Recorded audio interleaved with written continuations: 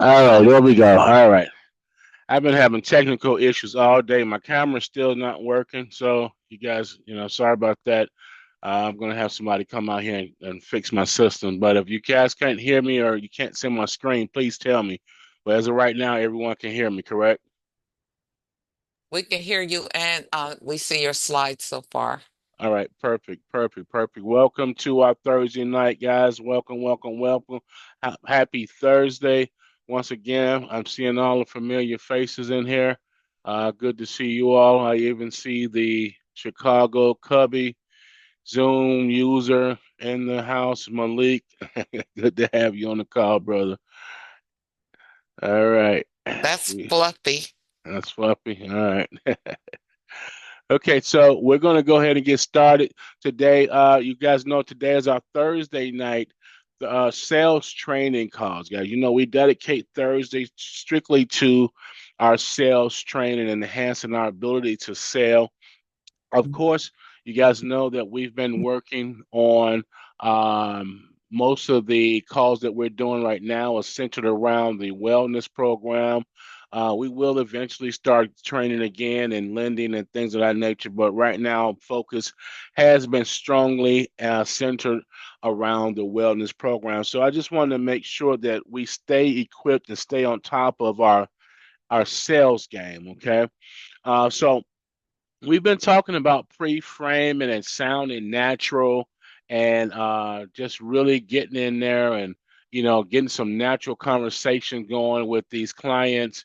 But one of the things that that we haven't really spoke on is what happens when either they don't answer or they're waiting for you to send them information, or after you've spoken with the client with your initial call, and you're looking to maybe obtaining documentation from them, as they promised on the call. You want to keep following up with them, but there's an art to even following up without you sounding persistent. Okay, I'm sorry, being without too much pressure. It's an art to being persistent without being pushy. That's what I mean. Okay, so you being persistent is great.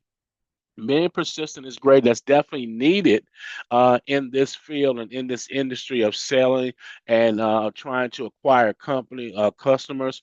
You definitely want to be persistent. Why? Because all the time, customers are not necessarily ready at that moment, or they need more information to make a decision, to make a proper decision, right? So, with that being said, you have to sometimes wait, right? You have to sometimes wait for customers to send what they need or to get on that call that they promised that they were going to get on with you.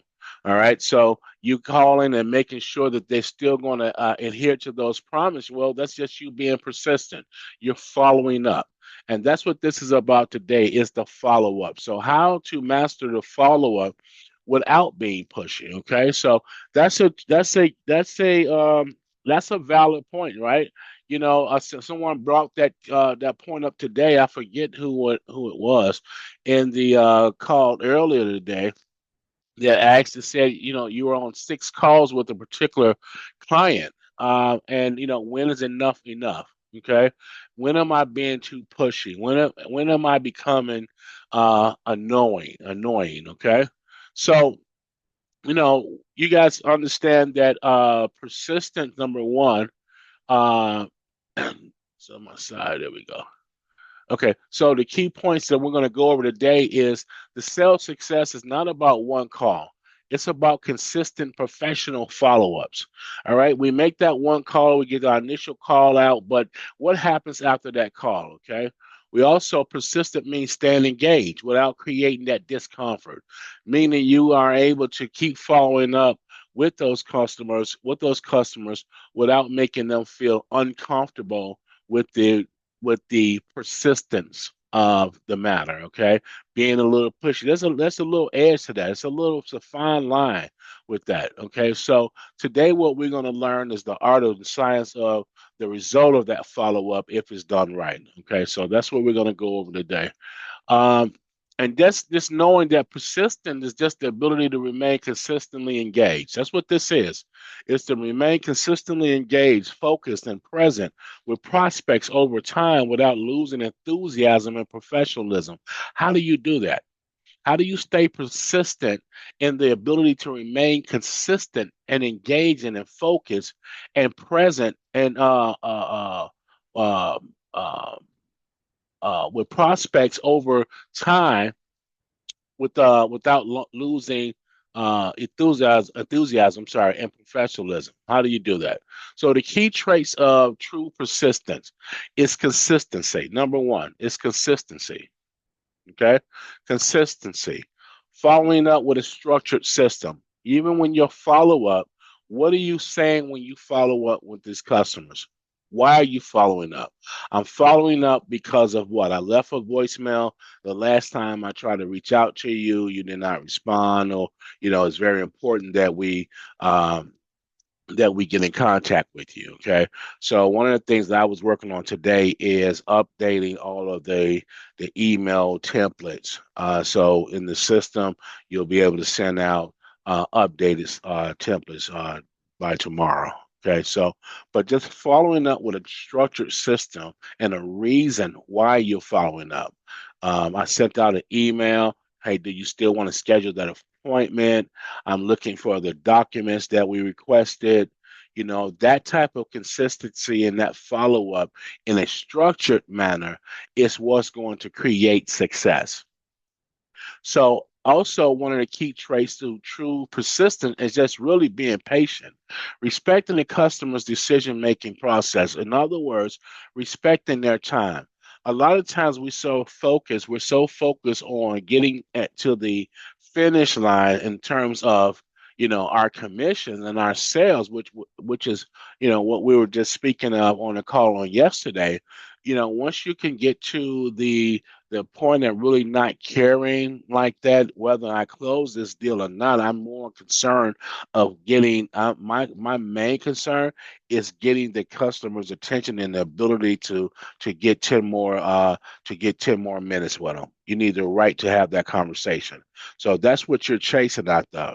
But respecting that customer's decision making process, it just comes along with patience.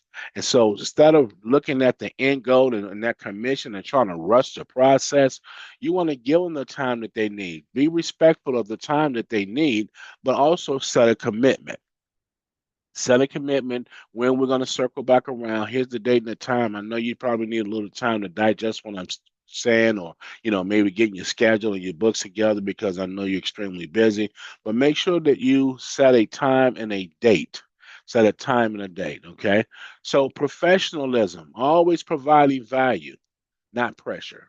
Your job, once again, as an advisor, should be always providing value. Okay. And the way that you provide value, number one, is knowing what you're selling or knowing what you're offering. Okay. Knowing your product. This is why we're doing all these training and talking about the different angles of compliance and, making sure we get it right.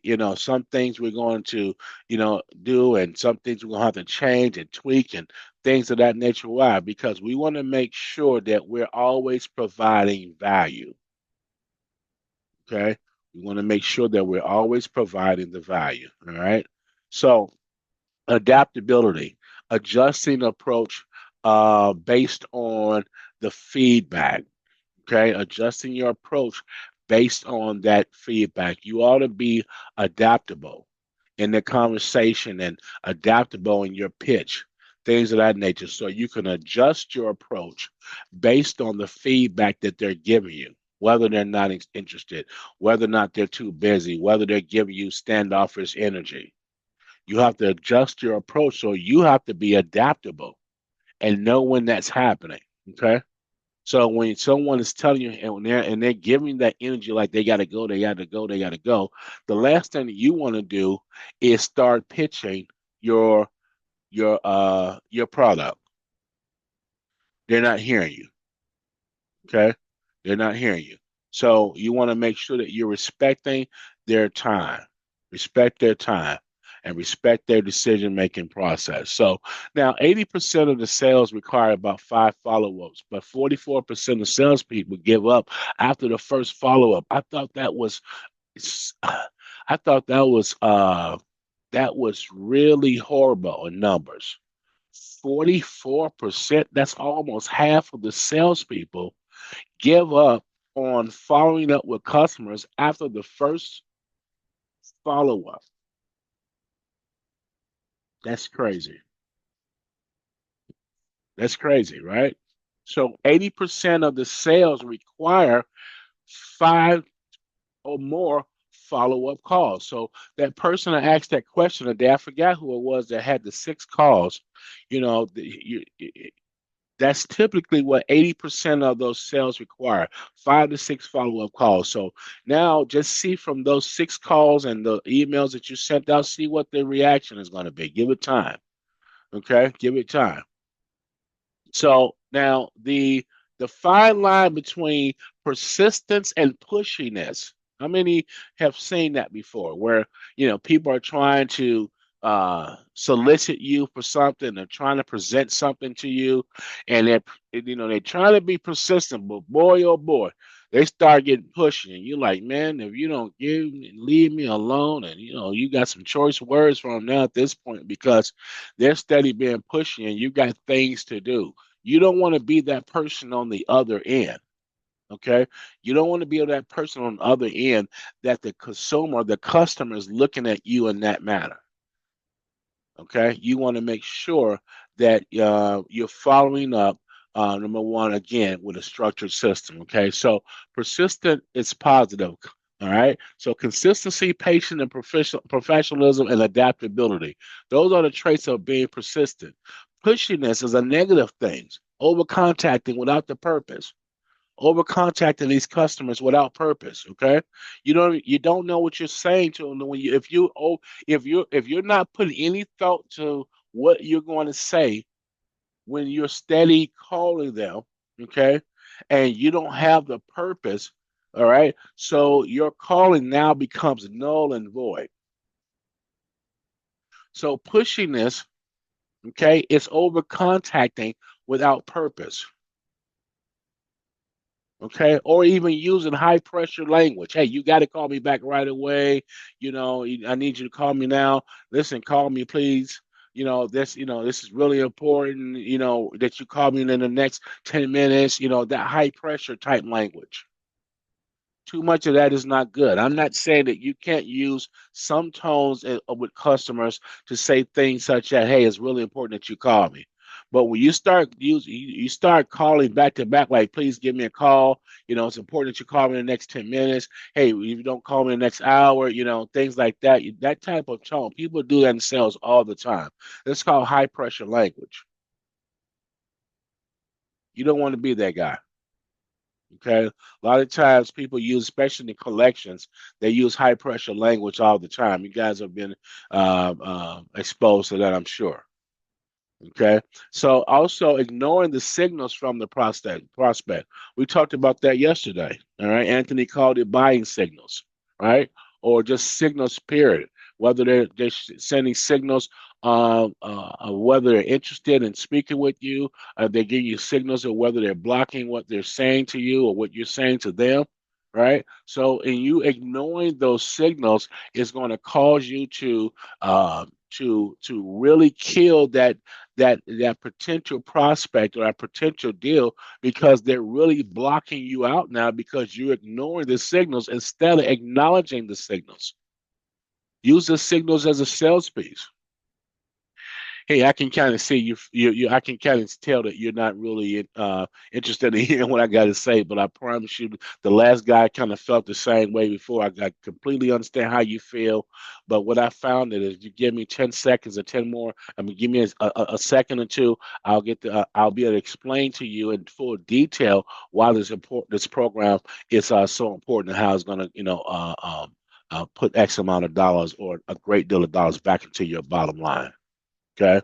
So you just want to reverse it by not ignoring the signals, but acknowledging those signals. Okay. So You're transaction focused instead of being relation focused. We talk about that all the time. You don't want to be a transactional salesperson. Never use transactional sales tactics and techniques when you're selling anything. It doesn't matter what you're selling. Always be consultative in your approach. Always be consultative in your approach. You want to be an advisor. That's with anything. Anything that you sell, I don't care if you're selling a vehicle. I don't care if you're selling an ink pen. Okay. Let me tell you about this ink pen. One of the things that the type of ink that they've used in this particular pen was imported from London, and it's got special effects that allow you to write, in excessive speeds of time, with clear clarity. The ink is actually refillable on its own, and then it calls you not to have to go to the to Office Max to have to keep buying pens and things like that over and over and over. And this particular pen is, $100, and for a box of maybe 20 pens, you're looking at maybe 25, 25, 25 to $30. Well, you can invest, just $100 and just do this one time, and that ink will keep on refilling over and over. And I'm telling you, over time, you're saving thousands and thousands of dollars, and the quality of your signature, oh my God, is going to be out of this world. Okay. So I just sold an ink pen to someone, and all I talked about was benefits. Okay. That's selling an ink pen. And that was one of the things that they used to do to us in sales interviews. I know Malik probably knows about this. All right. In sales interview, they'll have you come in the office, and they'll say, "Hey, this piece of paper right here, sell this to Yeah. I me." was just thinking about that. I was working for I went in for an interview with a company downtown Chicago, Pitney Bowes, Uh-huh. and the guy says, "Okay, you really want this job, man? I really wanted this job. I gotta tell you, man." He said, puts a meter on, puts postage meter on his desk and says, "Sell it to me." Yeah, Yeah. yeah. And you can sell anything just by knowing the benefits of it. I just got through selling you guys a pen. Tell me you weren't interested in that pen. Of course you're interested in that pen because I sold nothing but benefit, right? I told you how great this pen is going to make your signature look, how it is refillable, and how you're not going to have the need to keep buying pens over and over and over again. Look at the design on this. Is it's fly. It looks great. We're talking about benefits, right? So, and uh, uh, with that, you want to make sure that when you're selling, you're not just thinking about the end goal of the transaction. Focus on the relationship. Focus on the benefits, and watch what happens. Okay, watch what happens. Talk about benefits all the time. All the time. So here's the science of effective follow up. All right. Timing is key. Timing is key. Spacing out that within 24 hours to 3 days to 1 week to 2 weeks, you gotta really you have to really space out that time. Okay. You gotta know, when you're following up. Okay. I'm gonna follow up typically in 3 days. Typically a 3 day follow up, right? And that meeting needs to be out, no longer than 3 days if possible. Okay. So you got to have those time slots. Those things matter. Why?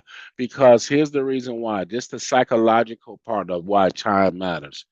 Um, it's what's on the forefront once on of the decision maker's mind. Once you place it there, it'll stay fresh there for the first 72 hours. One of the things we learned a long time ago when I was in cemetery sales, oh my God, that's probably the worst sales job I ever had.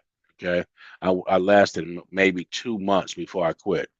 But one of the things that we learned that is that you know what you propose to a prospect um, stays in there. mental and their mind, subconscious mind, for at least 72 hours, and they don't really realize it, but it's still fresh in their head, very fresh. Okay. When someone would pass away, they would tell us to make sure that you contact and reach out to the next of kin within the first 72 hours because everything was still fresh in their head. It's something about that 72-hour span, 3 days, where things are just resonating fresh in the top of your mind. Okay, so you want to stay within that time frame. You want to use multi-channel just touch points, things like emails, LinkedIn, calls, text message. You want to make sure that you want to mix them calls up and use them text message and everything strategically, not just throwing a bunch of text messages out or a bunch of emails out. Make sure you're spacing it out. Okay, make sure you have a purpose behind why you're reaching out. Hey, I left you an email last week or the week before last. I'm just following up, on it. So these templates that I'm putting together are going to be a little bit more detailed, and it's going to be a little bit more it'll be a little bit more uh in responsive in terms of what they're looking for, responding to their needs. Okay, so it's going to address those things in this email. This is the supporting data. I'm sorry, I skipped over the values. Oh, have mercy. All right, so value first. Each follow-up should deliver something that's useful. Insight, studies. Hey, I studied your industry and I looked into the restaurant industry and I've noticed that you guys have been having a decline in participation, maybe, or employment. Your employment rate is down. Why is that? Is it because of retention? Why are you guys losing employees? Or I've looked into your industry. I see you guys are growing at a rapid pace. Congratulations to you. Those are the things that you want to make sure that you're standing out when you're reaching back out to them. Okay. You haven't. I understand that. I saw some with the case studies. There's other companies that I know that's just like yours in the restaurant industry that has gone through the similar programs, just went through the same similar program, and they've had some magnificent results. Okay. Or even in losing, or you're having retention issues, that the solution to that could be getting you in this program and utilizing some of these FICA tax credits and, also giving additional coverage to your employees that'll draw, better talent and you put more money back in your bottom line. That could be a solution for you. All right. So you want to make sure you're tailoring that message to them, that's really tailored toward their needs. Okay. To the best of your ability. Okay. All right. So don't ask. I mean, ask, don't push. Ask, don't push. Frame follow ups as collaboration. Frame your follow ups as collaboration. Knowledge sale. It's a collaboration. You're working together with them. You guys are working together, okay? You have to see yourself as a partner with them. Hey, listen, we're on the same team. Once again, I'm a compliance agent. I just want to make sure that what you currently have is compliant and you're not going to have any issues down the line. And we want to make sure we get you into a compliant program. Okay, that's why we're here. We're not here to sell you any other insurance. We're not here to take you away from your current provider or anything like that. We just want to make sure that what you currently have, our job is to make sure that it's currently compliant. It's the best angle to go into. Bro. Okay, so using multiple channels increase your response by 400%. Using multiple channels increase those responses by 400%. Okay. Personalization leads to 20% or higher close rates. All right. Use these channels, use them emails, use them LinkedIn, use the text messages. That's going to increase your close ratio or your response rates. I'm sorry, your response rates by 400% according to Inside Sales. All right. And according to HubSpot, the statistics show that 20% or higher close rates is by you personalizing those leads, personalizing those emails, leads to 20% higher close rates. Okay. So these are data. This is statistics. 400% increase in your response just by using these multiple channels. Okay. When you're trying to follow up with those clients, email them, send them a message on LinkedIn, text messages, on top of the calls. Okay. So, you know, how top performers, I wanted to know how top performers use persistency in their process, in their sales process. So the top 1% of professionals often follow up 7 to 12 times with prospects over several months, 7 to 12 times. See, that one and done ain't going to work. I was happy to hear that that person, I believe it was Anthony, if I'm not mistaken, called that customer 6 times. I was happy to hear that. I can't remember who it was, but if it was Anthony, whoever it was, that called that customer 6 times. That was encouraging. Okay. So the top 1% of sales professionals often follow up 7 to 12 times with prospects over several months. They view follow up as relationship builder, not just a transaction. You're there to build a relationship. Stop looking at it for about a transaction. Hey Tom, just give me a call back. I know we were supposed to speak on 2 weeks ago. How's everything going? Are you still busy?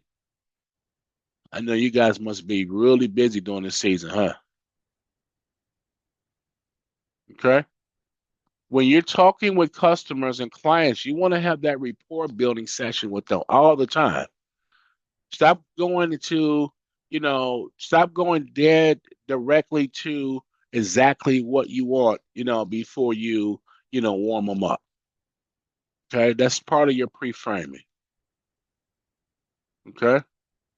So the top 1% of sales professionals often follow up 7 to 12 times with prospects over several months. All right. So consistent value driven follow up leads to 47% higher customer retention, according to Forbes. So consistent value driven follow up leads to 47% higher customer retention. And high level professionals in sales create trust equity where prospects invite follow ups. So the goal is to stay on top, to stay on top of the mind of these prospects. Okay, stay on top of their mind. So when the timing is right, they're the first to call you. All right, you want to make sure you're standing in the top of their mind by consistently sending them information and following up. This is probably one of the things that a lot of salespeople, I think, a lot of salespeople lose it at. And I'm guilty of this too, by the way. Okay, I'm guilty of this. The follow up. Sometimes the follow up is where you lose the sale. Now, why is that though? Why is the follow up so tough sometimes? Life, life is happening, and different things is happening, and you're off balance, right? You may be doing too much of things, and you don't really you haven't really properly balanced yourself. Once again, I'm speaking about me, all right? And I know that if I'm talking about me, that some of you all have the same issue. Okay. Some of you all have the same issue. That's making sure that you're balanced properly. So you don't forget to follow up. So that can be part of your system. Make sure that there's a system in place. Because if you're doing too much of other things, that it'll start overlapping with, your follow-up process and things of that nature. Okay. So this Wellness Plus program. We know we're applying this to our G2 Global Services. This whole technique on what we're doing and how we're, educating these customers and dialing, reaching out to these customers. Persistent means educating customers on long-term values of prevention and health risk, coverage. This is what we're discussing with these clients. Each follow-up, another opportunity to show how the Wellness Plus reduces their risk and costs. This is what this is about. Okay. Even with funding services. What about funding services? Persistence builds credibility with decision makers who may need approvals or longer timelines. It avoids pressure by positioning a partner, position yourself as a partner and not a vendor. See, it works the same way, whether it's funding, whether it's wellness, it doesn't matter. This approach does not matter. If you're an advisor with any product that's sold, whether it's real estate, whether it's automobiles, whether it's any type of services, always sell value. Always sell the value. Always be an advisor. Always be a consultant. Never be a transactional salesperson. Never be focused on the transaction. Okay. Never be just focused on the transaction. So the keys to mastering persistent without the pressure, okay? Number one, have your follow-up system. Don't wing it. Have it right in front of you, okay? Deliver value every time you contact them. Every time you contact that customer, know what you're going to say when you contact them. Take a breather, know exactly what you're going to say, exactly when they get on the phone. I'm going to say this to them. I'm going to mention this to them. Know in your head before they answer. Get yourself together. Gather yourself. Okay? Gather yourself so you can deliver value every time you contact them, whether it's on the phone, whether it's an email. Use the multiple communication channels. Okay? LinkedIn, emails, text messages. Okay? Phone calls. Respect their time and space. Don't overwhelm them. Do not overwhelm them. You're not trying to make them. You don't want to.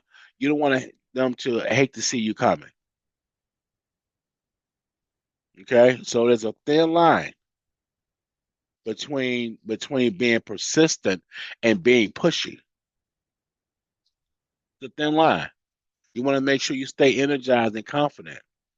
Okay, persistence is all about belief and transfer. Listen, don't ever show them the sign that you're getting frustrated. Them not, because they didn't respond to you on the first try, the second try, the third try, or anything like that. You should be just as jolly with them and energetic with them as you were when you were first trying to reach out to them. Okay, you should keep that same energy. Stay energetic. Stay energized, and make sure that you're always confident. Remember who you are. Remember who you are, okay? And remember what your task is with this call. You are a compliance agent, and these companies may not be compliant. And you're here to serve the warning and also to make sure that you get them straightened out. It's that simple. It's that simple. Okay, so most people give up just when they're about to achieve success. All right, it's Thomas Edison. But the main thing is don't quit. Most people give up just right there when they're about to achieve their success. I don't know about you all, but when it starts getting when things start really going haywire for you and you're steady in that grind, you're steady in that vein and you're going, going, going, and it seems like it's just like everything starting to go haywire, you're right there. That means that you're right there to where you are trying to get. It means that the labor pains of what you're birthing now is getting greater and greater and greater. Okay. All right. The labor pains are getting greater. All of us are birthing something, right? So we don't want to give up when we start getting those pains. All right. The main thing is don't quit. And that's what happens with a lot of people. They quit right before the success happens. Okay. So You have to be persistent, be consistent, make sure you have a system in place. All right. Use the multiple communication channels, but make sure that you have a system in place and make sure that persistence is your professional signature. Make persistent your professional signature. All right. That you are going to be persistent, whatever product that you sell, whatever program that you're pushing, that you're going to be persistent. Don't give up because they didn't call you back yet or they didn't respond back to your email. They didn't do any of those things. Okay. Don't give up. Just keep on going, but make sure you do it in a strategic manner. Okay. You want to make sure you follow up with confidence, care, and value. Right? Remember that persistent without pressure creates trust, respect, and results. Persistent without pressure creates trust, respect, and results. Okay? You don't have what's the pressure? Think about it. Unless you're putting your personal pressures, unless you're putting your personal pressures and you're incorporating your personal pressures into your sales, you can't do that. In sales, okay, if you're on commission, all right, I've been on commission based sales now since probably 2000, maybe 2001 or 2002. Okay, I didn't want salaries, I didn't want base pays, I wanted straight commission. Why? Because it paid the highest. Okay, but one thing about it is that you had to learn how to be and stay on top of those clients and stay on top of those customers without running them away. And that's what you have to learn, okay? How to stay on top of them without running them away. Listen, you don't have anything to worry about. Most people are not going to tell you no, okay? Then most people stop worrying about the no and turn that no around, right? When you turn that no around, that means it's on, all right? Turn it around. But no one should be really saying no to you. The only thing that you're going to hear is someone say to you, listen, I'm not interested. And the only reason why they're going to say that they're not interested to you is because you called them sounding like a salesperson. They don't know that you're a compliance agent. You're getting your role mixed up. You're not selling them anything. You're a compliance agent. I'm gonna keep drilling that to you. You're compliance. You're compliance. You're not sales. You get paid like sales, but your approach to them is strictly about the compliance of what they currently have and making sure that they're compliant in the future and they got audit protection. Okay. The audit protection is because that our program comes with uh, attorney coverage. That was one thing. I don't think G covered that today, but I just want to make sure you guys know that. We pay the attorneys out of these deals to make sure that these clients are covered and we're covered, and we pay them a lot of money. So we want to make sure they earn their dollars, okay? Use your attorneys. You have attorneys. All right. So, we want to make sure that we use that. All right. Stop worrying about closing a deal and you being an advisor and wondering why these people aren't being compliant or are they compliant. Okay, you're helping them out. They're gonna love you. Matter of fact, you can tell them, this is not a bad call. As a matter of fact, by the end of this call, you're gonna love me. All right.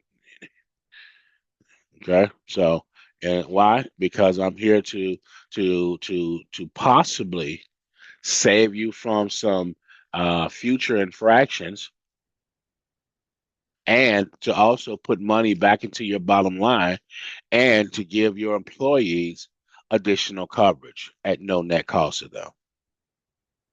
That's a win, win, and a win. So now if someone says no to you for that, okay, if they say no to you for that, it's because you sound like a salesperson to them and you're trying to sell them something. But if I'm calling you just as a compliance agent and and one of my, my job is to make sure that, I was assigned to your company just to make sure that the current wellness program that you have in place, number one, is compliant. I want to discuss that with you as well as making sure that you guys get the additional benefits for your employees that all companies were approved for um, back in 2014. Okay. All right. So now G said today that this wasn't ACA. This is ACA approved. It's ACA. It's ACA compliant. It's not an ACA program, but it's ACA compliant. And you can say that to them. This program is ACA compliant. All right. So these FICA tax credits is ACA compliant. Is it a government program? It's a government. This is an IRS incentivized program. Okay. This is an IRS incentivized program. Okay. This is not our program. These FICA tax credits, this come from the IRS, not us. We want to make sure that these customers are compliant with the IRS. Bottom line. Okay. So make your follow up and your uh make your follow up be done with confidence and care and make sure that you're giving them that value information that they need in the follow up. Okay. So all right. This was it was another thing I wanted to show you all. Let me stop sharing my screen for a second. Uh just to give you an example.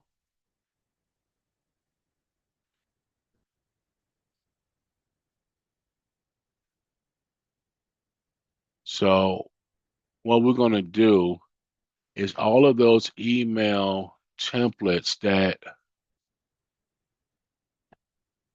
we had in the system, I'm taking all of them out right now. Okay. And just I'm giving them all to Liz right now too. So here's what it's going to look like. To give you an example. Okay. So this is a follow-up email.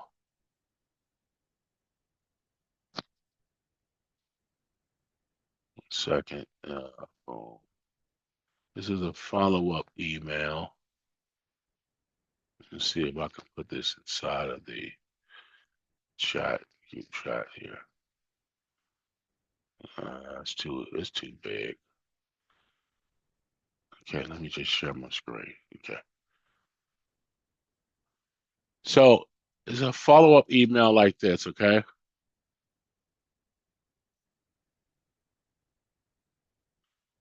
So this is what the follow-up email would say. This is one of them.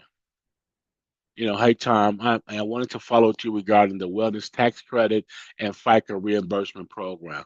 This is an important opportunity for your organization not only to capture significant savings, but also ensure compliance with current IRS guidelines.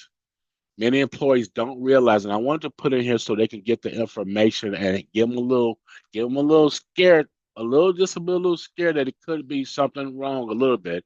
That many employees don't realize that their current plan may not be fully compliant. Okay, this is a powerful letter, which can expose them to possible penalties, audits, and unnecessary overspending. By addressing this now, you can protect your company while also unlocking additional tax advantages. The process to review and implement is straightforward, and our team will guide you step by step. In most cases, the savings generated far outweigh the time and effort required to get started. If this is something you'd like to move forward with, let's schedule a time to discuss the next steps. If you decide to hold off for now, no problem. Let me know and I can update my records accordingly. Thanks again for your time and consideration. I look forward to helping your organization reduce costs and stay compliant. What do you think about that? Awesome. Okay. Great. Yeah. Right. So I want to make sure. So with these letters, I'm going to do. I want to get straight to the point with them, and I want to spark their fire to call back to see, what the heck what the heck are they talking about? What's going on? That's the reaction that I want them to have. Okay. That's a way different letter than, emailing them and asking them about, have you thought about, your wellness program lately? And, I'm not saying that that may not work, but we're going in from a more aggressive angle that we can get more attention from these clients and get more sit down time. That's what we want. We want sit down time. Am I right? Right? Okay. All right. Lick, you want to add something to this? I have a quick No, question. no, I liked it. I liked it. I thought it was great. I had to get myself off mute. Sorry about that. Oh, that's okay. Okay. All right. Cool. Cool. Good. Good, man. Good. What was that, Eva? I have a quick question. Uh-huh. Okay, you know how we use the term this is a use it or lose it program. Yes. Can you still use that Yes. clause Yes. and just say this is a use it or lose it program the IRS sponsored program or something like that? Yes. Yeah. It's still a use it or lose it clause. Okay. All the stuff that we've been teaching and training on, it's just a few little tweaks, things like not saying reimbursement and stuff like that. Mm-hmm. You know what I mean? Just don't talk about the whimper and some Mm-mm. and it's not that you can't talk about it. It's not that you can't talk about it. It's not what they're saying. They're saying from a marketing standpoint, because of the negative press that those programs got from people that abused it, you don't want to be attached to those. Okay. But if people ask you about it, you want to definitely be knowledgeable about that program. You want to know about it. Absolutely. Okay. Just be knowledgeable of Mm-hmm. anything. Mm-hmm. Okay. But yeah, Okay. you can still say that. Okay, super. Thank you. Okay. All right. Any other questions? Okay, so use these techniques, guys. Use these techniques, and yeah, just stay focused with this, man. I'm telling you, we got all of us that's here. I'm excited about seeing the people that's sticking this out and staying on these calls and these training calls because we've got something really hot in our hands, and you're starting to see it starting to work and the action that's starting to come behind it now. All right, I have one more question, sure. Mo. Uh huh. Okay. Um, Now I know we're supposed to make 30 calls a day, but how do we do that and view the website um and find out what the business is all about so you can give them those kudos or whatever? Uh how do we balance that out, I guess? And Oh, I mean, I just look at each before I make a call. When yeah, I I look, know. huh? I said I'm aware. I'm just saying, you know, when you're looking at some of the calls need to be skipped, literally, so I don't know. I'm just asking questions to gain understanding. No, I know. I'm just trying to understand the question. Say it one, and what you're saying. Well, I don't know if I fully understood it properly. I'm sorry. Okay, I was stating that the supposed expectations are 30 calls, Hmm. right, per day. Hmm. Um, yeah. You saying how can you do that and look at the website at the same Yeah, time? and view the website, and then you also need to skip because, believe it or not, the money is in the skip uh, prod files or leads. When you skip those leads, that's where the money is. Finding out where the CFO, who's the CFO, looking for alternative numbers and things of that nature, and at the same time, accomplish 30 calls. Hmm. So, so Can we have a day where perhaps we, just use a day for this is what we do. Just go into and make a note of, okay, skip this account, found that here's something good we can say, or this industry, or just you know, I'm just trying to find a way. Yeah. I I'm mean, finding it challenging, you know. yeah, I mean, just look at the website. I mean, before I make a call to the customer, I look up, I put the website on my screen, I go through it, I get familiar with it, so I can have a conversation piece about the company when I call them. So then I Oh, just, like, oh, I'm so happy you guys are taking care of those seniors. yeah, You exactly, guys have high. exactly. Exactly. Hey, listen. You know what, you guys? I didn't notice you were a youth center for the. There was a center for the youth. That's awesome. How long you guys been doing that? Hmm. See what I mean? So Yeah, I'm just. the conversation is just that. It's just a conversation. Hmm.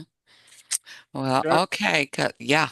Yeah, yeah, yeah. Got it. That's a great idea. I just, trying to see how we get there and make it make sense. Yeah. That's it. Mm, That's it. okay. All right. Any other questions? Okay. But So. just having time to skip trace some of Mhm. these leads, I mean, that's important too, because that's where a lot of the money is. Okay. Yeah. That's cool. No, absolutely. Absolutely. You want to make sure that you got the right information in front of you for sure. Some of these, I mean, I've been calling some of them, and yeah, some people, I don't think the number was right, but for the most part, seem like the numbers have been good for the most part. But yeah, I do agree with you. Thank you. I do agree with you. Thanks, Mo. Okay, you're absolutely welcome. Hopefully, this training helps, and I will see you all tomorrow. Well, not tomorrow, on next Monday. You guys know we have a Friday call. If you guys want to join, you're always welcome to join our mindset development call. Uh, so tomorrow we're going to be speaking on heavy is the head. Just talking about the pressures and dealing with pressures and how to handle them, and especially in the workplace and even in the personal environment. So, if you guys want to ever dial into some of my mindset development calls, it's every second fourth Friday out of the month. Okay. I appreciate each and every one of you all for coming to the training and all the efforts and everything that you're doing for G2 Global Network. You guys keep your wings up and stay focused. I will see each and every one of you guys at the top. Wings up. Thanks, All Mo. right. Wings up. Wings up. Wings up. Thank you. Wings up. Thank Wings you. up.